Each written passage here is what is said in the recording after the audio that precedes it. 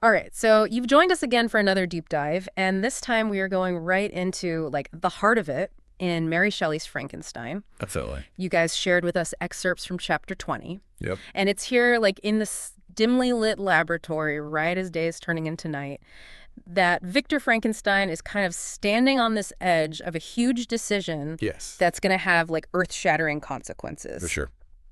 So he's about to fulfill this promise that he made to the creature to Yeah. create a female companion, but then he stops. Right. And so this moment of him pulling back is really what we want to dig into today. Yeah, it really is. So our mission is to, like, figure out this internal battle that he's going through, Yeah. really understand, like, why he changes his mind, and then Right. kind of trace, like, the immediate and dramatic fallout Yes. from that choice. And we're basing all of this on the words that you guys have sent to us. Exactly. And I think when you think about the scene, Yeah.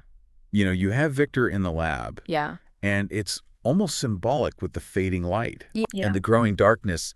Right. He's been so driven by this obligation to his creature, Mm-hmm. but then all of a sudden he's like, whoa, hold on. He pulls back. Yeah. Yeah.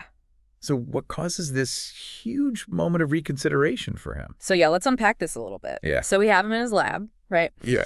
And it's interesting, like, this setting with the light changing Yes. feels like it kind of, like, means something more. Oh, for sure. He's been working towards this goal, Yes. but then there's this sudden shift. Mm-hmm. So what is it that makes him reconsider everything?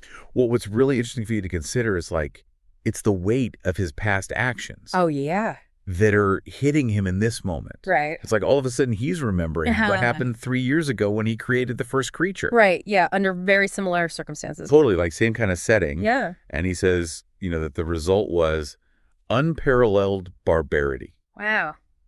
Yeah, he doesn't hold back, does he? No. Bitterest remorse. Those are his words. Yes, those are his And words. So it's not just remember, it's like a punch in the gut. It's like that memory is a brutal lesson. Wow. Yeah, he's not in that naive place anymore Yeah. where he was with the first creature. Yeah, it's not just theoretical anymore. Oh. He's seen what can happen. Exactly. Experience has really shown him the reality of his actions. Yeah, so it's interesting because he's not just thinking about one being anymore. Right. Like, now he's realizing, oh, there could be two of them. Mm-hmm. And all of a sudden it's like, oh my gosh, what have I gotten myself into? Exactly. He's not just like, oh, I'm going to recreate the same thing. Yeah. Now he's thinking about the potential for things to go so much worse. Yeah, and his anxieties are not, like, simple. Right, they're very complex. They're multi-layered. Yeah, Yes. yeah. And I think what's really revealing is his fears about this new female creature. Yeah.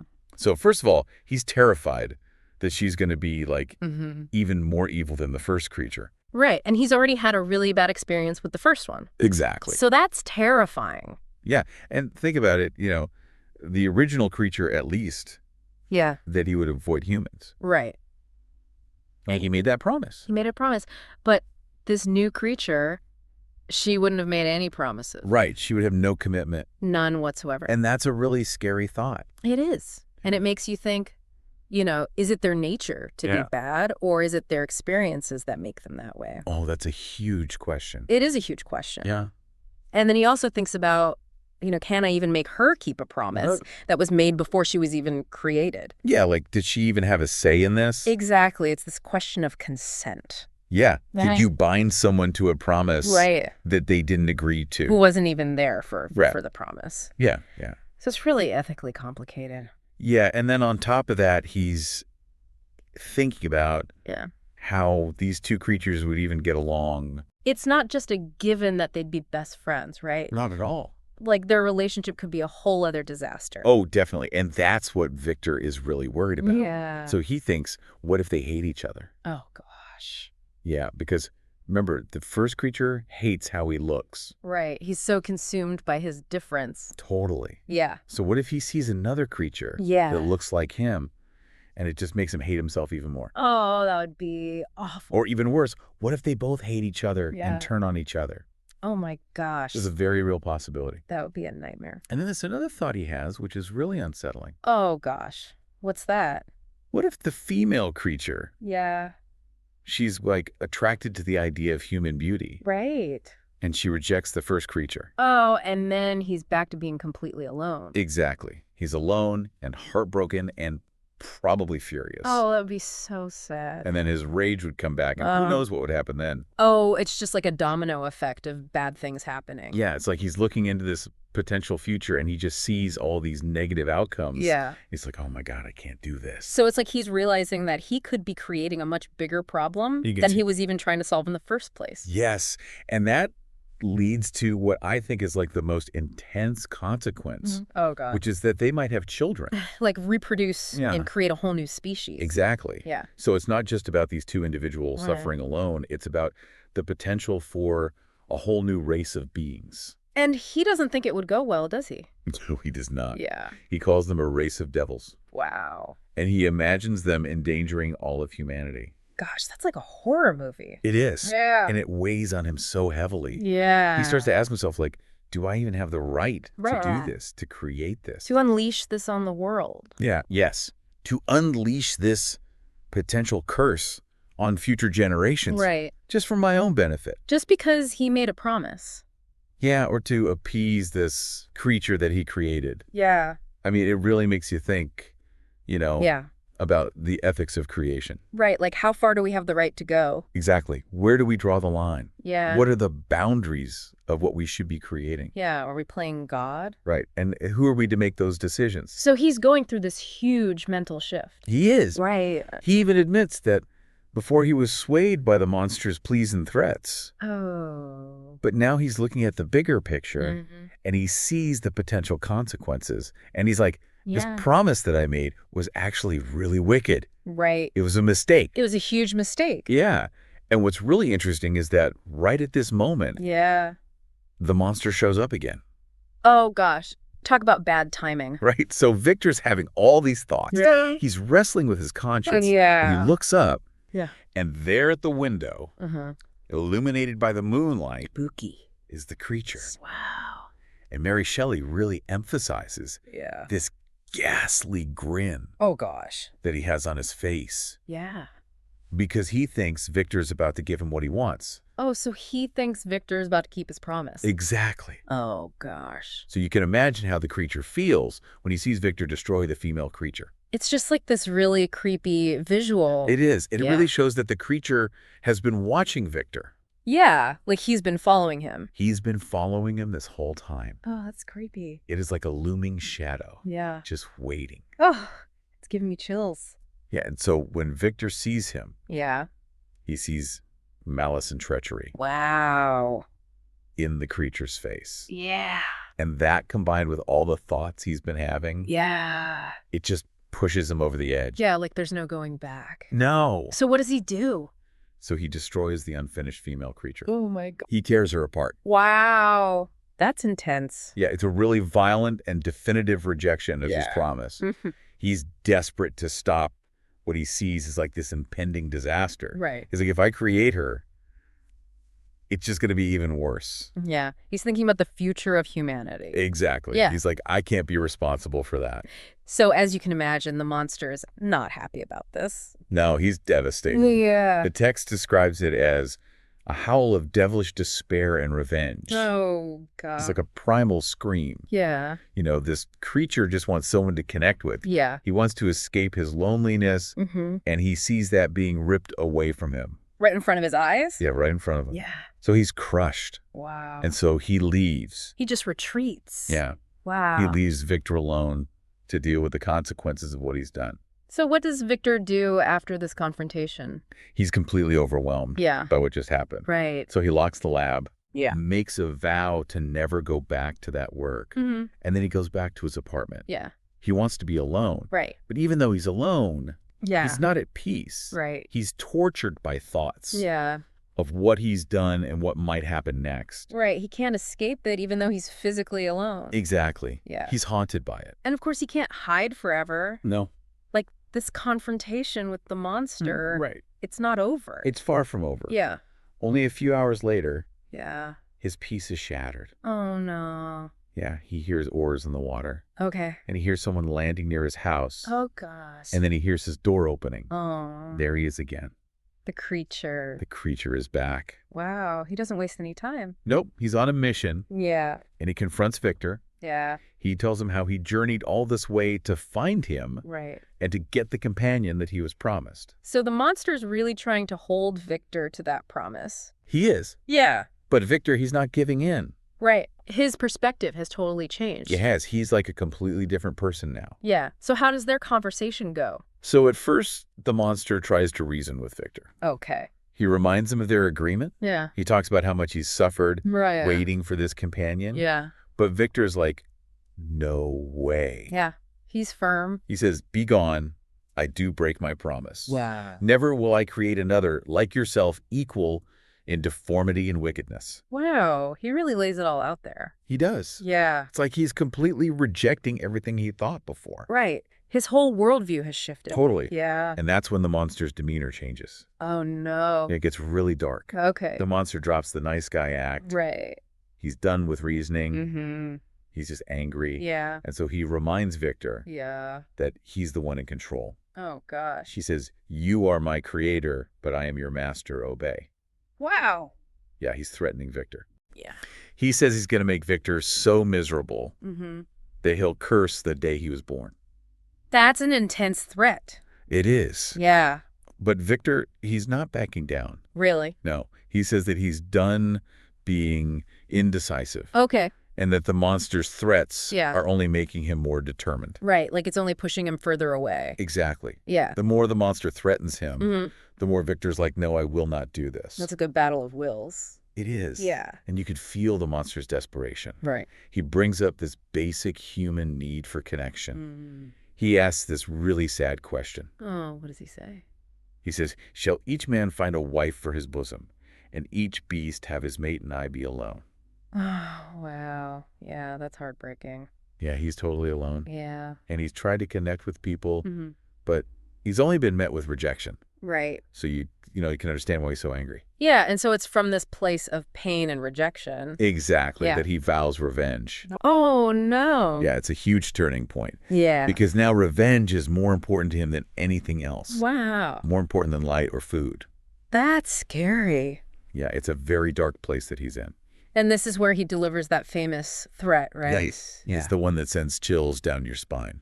Oh, gosh. Tell me what he says. He says, it is, well, I go, but remember, I shall be with you on your wedding night. Oh, my gosh.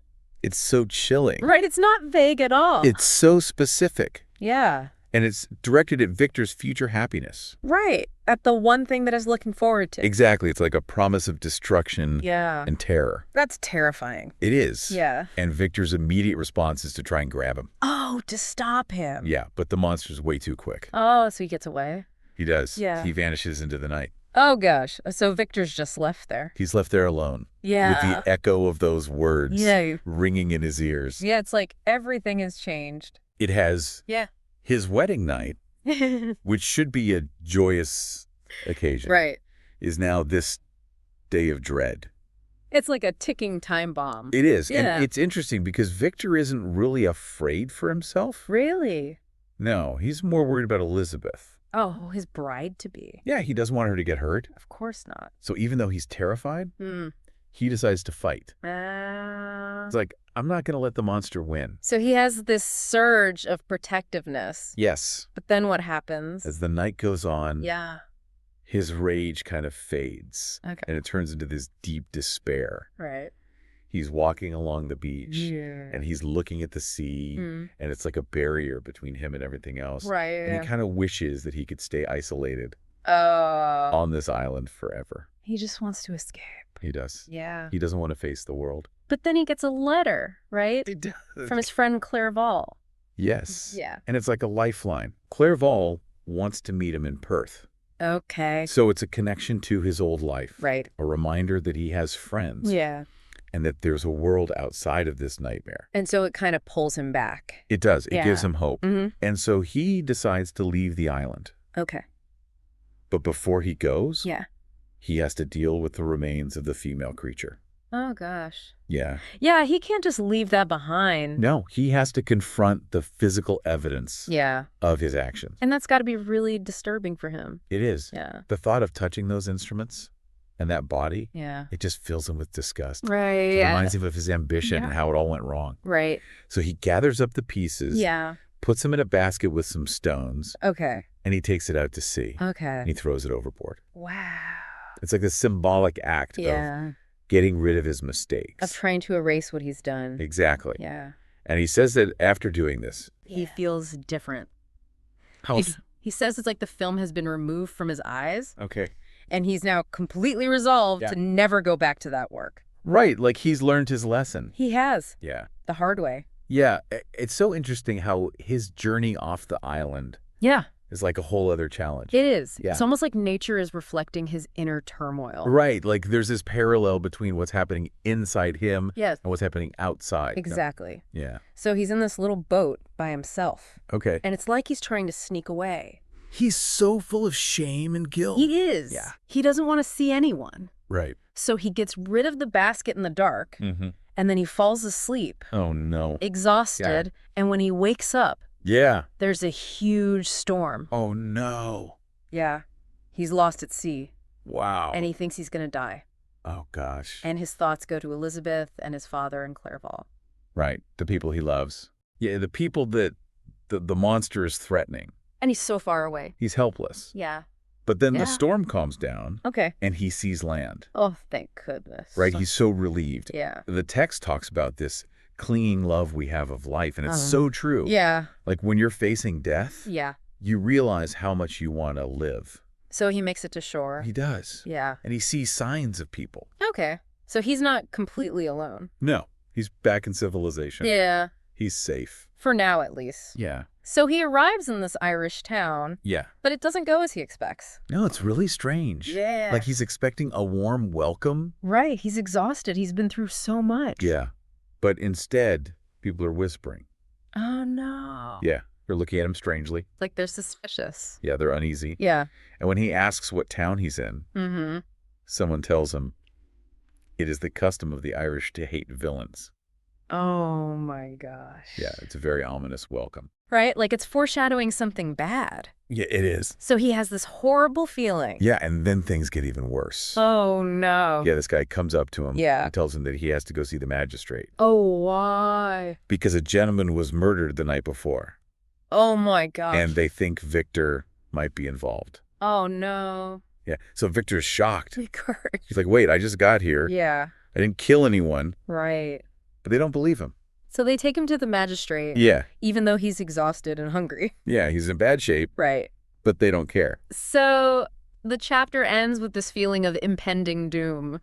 It does? Yeah, like something terrible is about to happen. Exactly. Yeah. And it's also unexpected. Right. Like he came to this town to get Yeah. away from the monster. Yeah. Now he's caught up in this whole other mess. Yeah. So this chapter is a huge turning point in the story. It is. Yeah. It's where everything changes for Victor. Right. He realizes the true cost of his actions. Yeah, he realizes that he can't control what he created, Yeah. and he's facing consequences that he never could have imagined. Right. And it's interesting how he tries to do the right thing Yeah. by destroying the female creature, Mm, but it backfires so badly. it does. Yeah. He makes things even worse. So what's the big takeaway for us from all this? Well, I think it's that our choices have consequences. Right. And sometimes those consequences are way bigger than we could have anticipated. Yeah. Victor wanted to play God, Yeah. but he couldn't handle the responsibility. And now he's paying the price. He is. Yeah. And not just him, but the people he loves too. It's a powerful reminder, isn't it, It is. that we need to be careful Yes. about what we create. And the choices that we make. Yeah, because sometimes trying to fix a mistake just makes things a whole lot worse. And the consequences can ripple out yeah. farther than we can even imagine. So we have a lot to think about here. We do. Yeah. Like, what does it mean to be responsible? Mm-hmm. What are the consequences of our actions? Yeah. And how do we define what's monstrous? Those are huge questions. They are. Yeah. And there's no easy answers. But they're so important to consider. Absolutely. Thanks for going on this deep dive with us. It was my pleasure. And keep thinking about these ideas Yeah. as you read the rest of Frankenstein. For sure. Because it only gets more intense from here.